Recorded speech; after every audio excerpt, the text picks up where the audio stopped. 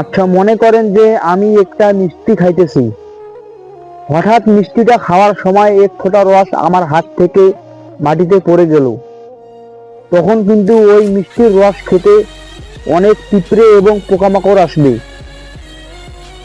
যদি মিষ্টির রস আমার হাত থেকে মাটিতে না পড়তো, তাহলে কিন্তু পিঁপড়ে তো দূরের কথা, কোনো পোকামাকড় ওই মিষ্টির রস খেতে আসতো না। ঠিক তেমনি নারীরা যদি তাদের দেহ পর্দায় রাখতে পারতো, তাহলে কিন্তু নারীরা পুরুষদের হাতে নির্যাতন হইতো না। যদিও নারীরা পুরুষদের হাতে নির্যাতন হয়, তাহলে কিন্তু বিচার হলে শেষ পর্যন্ত পুরুষদের দোষ হয়। বাস্তবে কিন্তু নারীদের দোষটা কেউ দেখে না। এখন আমি যেটা বলছি ওইটা হয়তো বা আপনারা বুঝছেন।